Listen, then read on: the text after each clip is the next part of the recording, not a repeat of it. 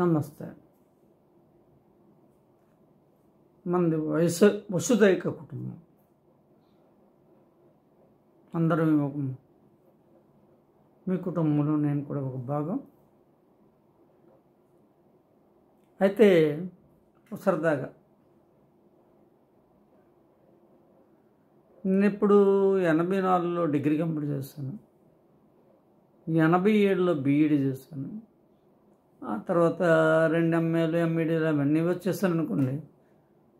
89లో ఉద్యోగం వచ్చింది. ఆ ఉద్యోగం ఏం ఉద్యోగం? మాస్టర్ ఉద్యోగం. నాకు కూడా ఒక ఉద్యోగం వచ్చింది. అయితే ఇంకా పర్వాలేదు అనుకుని ఆ స్కూల్కి వెళ్ళాను. స్కూల్ చూస్తే ఎప్పుడు పడిపోద్దో తెలీదు, శిథిలావస్థలో ఉంది. ఉపాధ్యాయులందరూ భయపడుతూ ఉన్నారు. రాద్దామంటే శుద్ధ మొక్కలు తక్కువ, నల్లబల్ల లేదు. పిల్లలు చూస్తే పాపం చాలా చదువుకోవడం ఉత్సాహంగా వస్తున్నారు, ఎందుకంటే ప్రైవేట్ స్కూల్ లేవు కాబట్టి. వాళ్ళు మనకు మాటలు సరిగ్గా వచ్చేవి కాదు. చిన్న చిన్న వాళ్ళు మాస్టర్ గారు అనడానికి మ్యాటర్ గారు నేను రాచేశాను, నువ్వు చూచే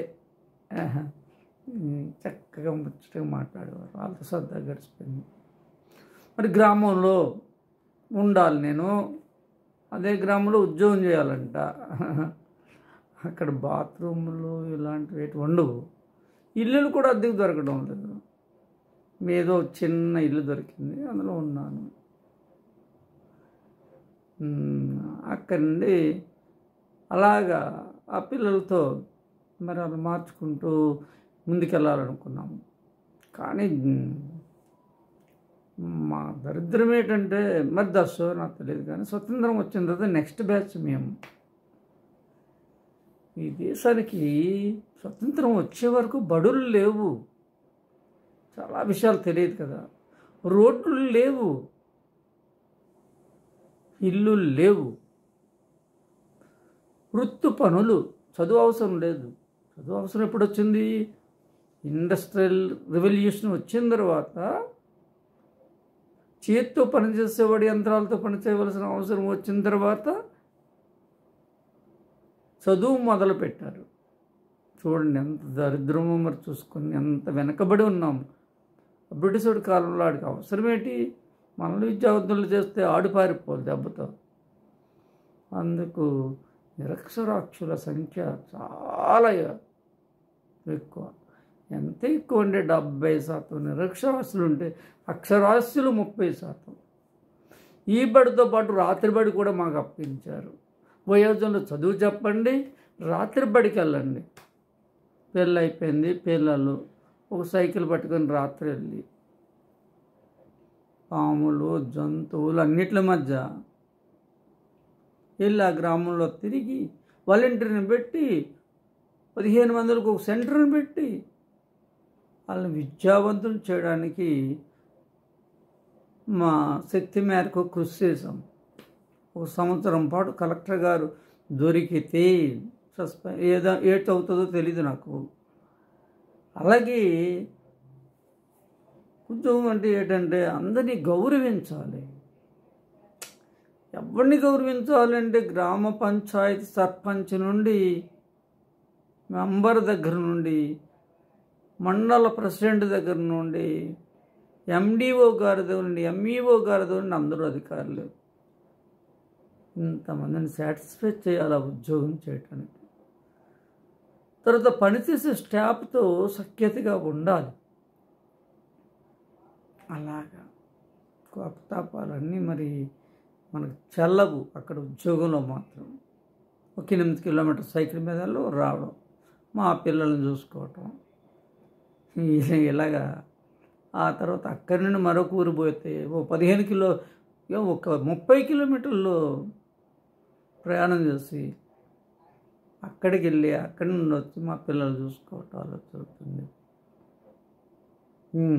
బడిలో బాగానే సాగిపోయింది జీవితం. ఎలా సాగిపోయిందో నాకే తెలీదు. ఆ స్కూల్ అంటే ఇష్టము.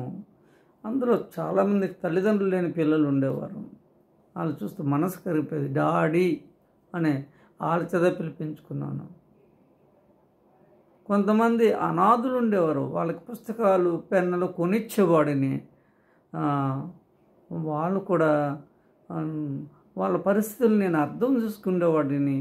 ఇంట్లో ఏం జరుగుతుంది, ఎలాగున్నవి, ఎందుకంటే నాకు అన్ని కష్టసుఖాలు తెలిసినవాడిని కాబట్టి. అలాగా ఎంతమంది చదువుకున్నారు, పారణ్యుల పేరు బ్యాంక్ మేనేజర్లు అయ్యారు, చాలా గొప్పలు అయ్యారు అనుకోండి. ఆ తరువాత ఇంకా హై స్కూల్కి ప్రమోషన్ వచ్చేసింది.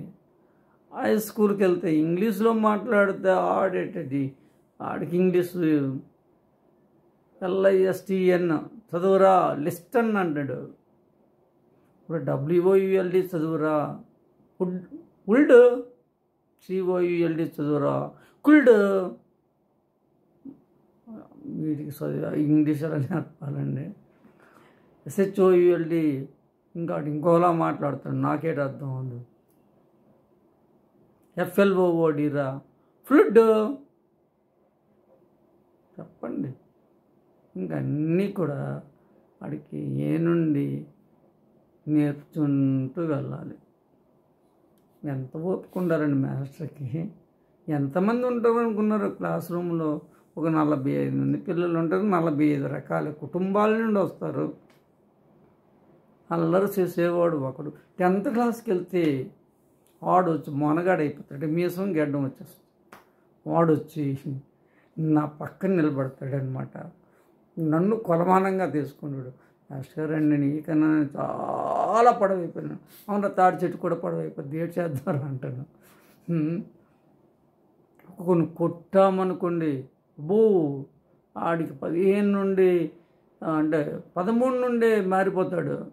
కొట్టామండి ఎక్కడ లేని కోపం వచ్చేస్తుంది, రివర్స్ తిరగబడిపోవడమే అంటున్నా. వాళ్ళతో కూడా చాలా నెమ్మదిగా కొట్టి మంచిగా చెప్పాలి. అడిగి పేరెంట్స్ నుండి సమస్యలు వచ్చేస్తుంటాయి ఒక్కోసారి, అదొక దరిద్రము. ఎవరినో ఒకడిని బాగా చదివినవాడిని వాడు పీక పట్టుకొని ఇలాగా జుట్టునే రోజు బడికి రాడనమాట, తెలివైన వాడు మెడ పట్టుకున్నాను. వచ్చేసరండి 10 మంది కర్రలు పట్టుకున్నాను. అప్పుడు చెప్పాను, మీ పిల్లడు మంచోడమ్మా, బాగుపడతాడు, రోజు బడికి పంపించమని మిమ్మల్ని రప్పించుకోవడం కోసం, మీకు చెప్పడం కోసం ఇటు పీక పట్టుకున్నాను. మరి ఏం చేద్దాం చెప్పండి. అది రేపు నుంచి చదువు చెప్పడం మానేస్తాను, రోడ్డు మీద కుదిరేస్తాను, గాలి కుదిరేస్తానని చెప్పాను. దెబ్బతో వాళ్ళు ఇప్పటికీ నేను ఎక్కడ కనిపిస్తున్నా ఒక డ్రింక్ తెచ్చిస్తారు. ఇలాంటివి ఒకటా రెండా? అక్షరాస్యులు నిరక్షరాస్యులు తయారు చేసే బాధ్యత కూడా స్వతంత్రం వచ్చిన తర్వాత మా మీద పడింది అని చెప్పడానికి ఒక మాట. మళ్ళీ ఇప్పుడు మేము తయారు చేసిన వాళ్ళు నిరుద్యోగులు. మరి వాళ్ళ పరిస్థితులు కూడా వాళ్ళకి ఉద్యోగాలు కరెక్ట్గా వస్తే కానీ, లేకపోతే వాళ్ళు కూడా దేశం వాళ్ళని ఏం చెప్పలేదు. దేశంలో అందరూ మారాలి. ఈ పని ఆ పని ఏ పని కాదు, ఏదో ఒక పనికి పోవాలి. తర్వాత కంప్యూటర్లు వచ్చిన తర్వాత చాలామందికి ఉద్యోగాలు వచ్చాయి. అర్థమైందా? ఇలాగా జీవితంలో